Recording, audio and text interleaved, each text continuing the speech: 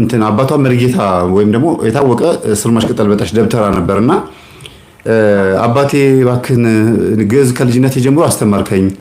ሁሉ ነገር አወኩኝ አሁን ደግሞ ጥበብህን አሳየኝ ስትለው አይ ይሄ ለሴት አይሆንም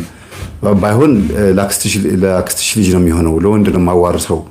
ይሄ የሚሆነው ለዛ ነው ብሎ የላታል ኧረ በፍጹም ብላ እናቷን አማላጅ ብትልክ ቤተሰብ ብትልክ ምን ብትልክ እምቢ አሏት ከዛ ሁለቱም ልጇ ስትሄድ ከሁለት ወር ከ3 ወር በኋላ ስትሄድ አባቷ ሲታመሙ ገባት ከአባትየው ላይ ጥበቡ ተነስቶ ያክስቷ ልጅ ላይ እንዳረፈ ወንድ ነው ያክስቷ ልጅ ረጅም መለለው ነው አይኑ በጣም ትልልቅ ነው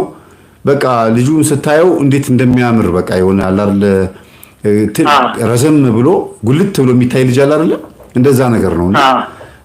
መጀመሪያ ያዋረሱት ግርማ ሞገስ ነው እና አባዬ እንዳልከው አደረከው ለኔ አይሆንም ብለህ ስትል አይሆንም ልጄ ላንቺ አይሆንም ያልኩበት ምክንያት የሚገባሽ አሁን አይደለም አንቺ ዝም ብለሽ ያስሻትን ዕውቀት ይዘሽ እዛው ሰንበት ትምህርት ቤትሽ አገልግይ ነው የሚሏት ልጅቷ ሰንበት ትምህርት ቤት ትመላለሳለች እንጂ እንደማገልገልም አይባልም እና በደንብ አዳምጡ ቤተሰቦቼ እቺ ልጅ ጥበቡን ትፈልገዋለች ከአባቷ ላይ ያለውን ጥበብ አባቴ ከኔም ቢብሎ ወደዛ ተሰጥቶታል እኔ ደግሞ በዚህ ጥበብ ብዙ ስራ መስራት ፈልጋለሁ ዋናው ትልቁ ቢዝነስ ይሄ ነው ሰው ብዙ ፕሮፌሽናል ነው እኔ ደግሞ ከልጅነት የጀምሮ ማቀው ይሄን ስለሆነ በዚህ ነው መቀጠል የምፈልገው ብላ አባቴ በህይወት እያለ ይሄ ነገር ነው መውሰድ ይፈልጋሉ ብላ ትሄድና በመጠጥ አስክራ ይሄን ልጅ ሄዳ ትገናኘዋለች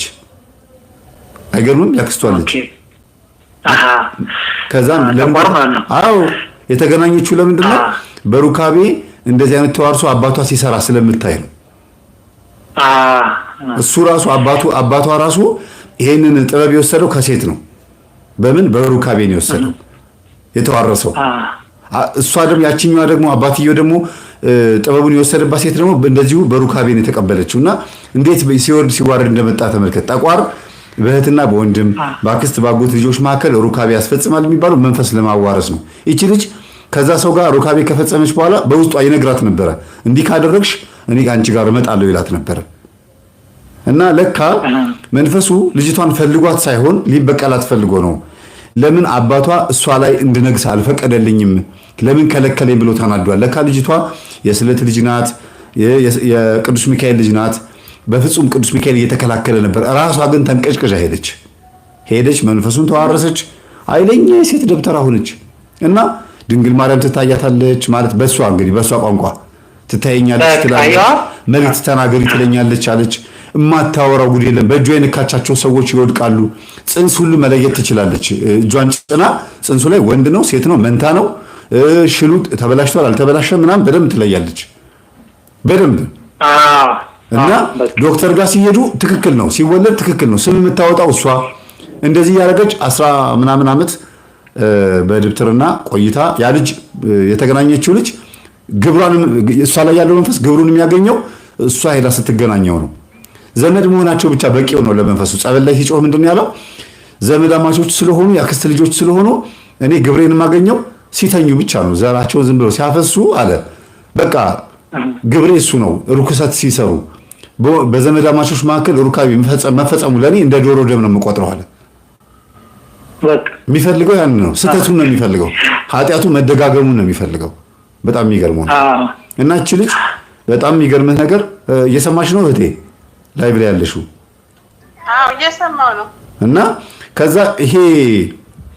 እላዋ ላይ ያለው መንፈስ 15 ዓመት 13 ዓመት አብሯት ከሰራ በኋላ የማይለው የለም ሚካኤል መጣ እንዲህ ብሏቸዋል እንዲያርጉ ተብላቸዋል ትላለች ከዛ ደግሞ ታጓራለች መልሳ ደግሞ ታጓራለች ልክ እንዳልከው አንተ ማለት ነው የሚያጓራው ማለት ቃልቻው ነው ማለት ነው የአውሊያው ከራማ ዮካቢ እሱ ነው ሲያንቀጨቅጫት ወስዶ ደብተራው መንፈስ ጋር ላተማት እንጂ በመሃል ቅዱስ ሚካኤል መጥቶ ከሰውነት ተራ እንድትወጣ አደረጋት ለምን ስለሷ የምትጸልይ ደግሞ እናት አለቻት እናቷ እንባዋን ነው የምታወርደው ልጄን እባክህ ቅዱስ ሚካኤል አንተ አይደለች የዳነችው የተፈወሰችው በአንተ ጸበል አይደለ እንዴት እዚህ ነገር ውስጥ ገባች ማርያም ተገለጠችልኝ እንዲህ መልእክት ተናገር ያለችኝ እያለች ከዛ በእናትየዋ ጸሎት ልጅቷ ከሰውነት ተራ ወጣ ምን ብላ ሰውነቷ ከስቶ ሁለት ልጆች ወልዳ ሁለት ልጆች ሁሉ ሞተውባት መንፈሱ ገብሮ ማለት ነው መጨረሻ ላይ በሰንሰለት ታስራ ማንም ሰው ልጄን ሊያድንልኝ አልቻለም። እየመጣ እየሰገደላት እየተንበረከከላት ልብስ እያለበሳት ልጄ በምታረገው ነገር ሽልማት አስመስለው እየመጡ እየሰጧት ጭራሽ በኃጢአት እየተጨመረባት ነውና ዞር በሉ ካጠገቧ ብለው በፖሊስ እጇን እግሯን አስረው ወስደው ጸበል ሲነክሯት ዋናው ጠቋር ተያዘ ማለት ነው። ከዛ ምን አረክ ሲባል እድሜ ልኳን ምን እንዳደረገ እናትየዋ ይሄን አታውቅም። ያክስቷ ልጅ ጋር የእናትየዋ እህት ልጅ ጋር ሄዳ ግንኙነት አድርጋ ይሄን እንዳደረገች አታውቅም። እኔ የገባሁት በዚህ ነው ሲል እናትየዋ ጉድ ጨርቋን ጣለች። በቃ አበደች። እና ለምን እንደዚህ አደረግሽ ስትባል ልጅቷ ጥበብ ፍለጋ ነው ያለችው። አስብ፣ የአባቴ ጥበብ የምትለው ይሄ ነው። በቃ እንደኔ ማለት በቃ ይሄ ነው መጨረሻውና አሁን እሷ እስካሁን ጸበል ቦታ ነች ያለችው። በቃ ስንጥር ነው የምታክለው፣ ግን እድሜዋ 30 ምናምን ነው 38 39 ትሆናለች። ስንጥር ነው ግን የምታክለው። ያ ምንድነው መንፈሱ ሲያዝ ደሟን እንትኑ በቃ እንዴት ነው አለ አይደለም። ልክ ቅዱስ ጳውሎስ እንደተናገረው ቆሮንቶስ መልእክት ላይ እኔ በእናንተ መካከል በአሕዛብ እንኳን የሌለ ኃጢአት የፈጸመ ሰው ሰምቻለሁ፣ የአባቱን ሚስት ያገባ ያማት እንጀራ እናቱን ማለት ነው። እንጀራ እናቱ ጋር የተኛ ከእንጀራ እናቱ ጋር የተኛ ሰው ታሪክ ሰምቻለሁና ይህ ሰው እኔ እንደምለው አለ ቅዱስ ጳውሎስ፣ ይህ ሰው ለሰይጣን ተላልፎ እንዲሰጥ ፈቅጃለሁ። ምክንያቱም ነፍሱ በምጽአት ጊዜ እንድትድን በክርስቶስ ፊት በቀኝ እንድትቆም፣ አሁን ግን ስጋው ለሰይጣን ይሰጣል። ምን ማለት ነው? ተቆራርጦ ይሰጥ ማለት አይደለም። ጸበልተኛ ይሁን ወዲያው ላይ ያለው መንፈስ ይያዝለትና አርፎ ጸበል ቦታ ላይ ሆኖ መንፈሱን ለማስወጣት ይትጋ ማለት ነው። እቺ ልጅ እንደዛ ነው የሆነችው። እጅግ የሚገርም ብዙ ጸበልተኞች አውቃለሁ። አልወጣ ብሏቸው ጸበል ቦታ ያጓራሉ፣ ከአንዱ ቦታ አንዱ ቦታ ይዞራሉ። በቃ አልወጣም አለኝ ብለው 10 ዓመት 15 ዓመት አያቸዋለሁ። ታሪካቸውን ስጠይቃቸው ግን በጣም ትንሽ ወጣ ያለ ሌዝቢያንነት፣ ግሎሲብ የበዛበት እጅግ በጣም ክፉ የሆነ ህይወት ውስጥ የነበሩ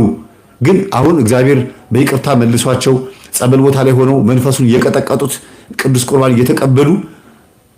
በዛ ህይወት ውስጥ እግዚአብሔር ለተወሰነ ጊዜ እንዲቀመጡ የፈቀደላቸው ሰዎች ናቸው ማለት ነው። እና በየቦታው የእናት ዛር መንፈስ ነው ወደ ልክስክሱ ወደ ደብተራው የሚያመጣው።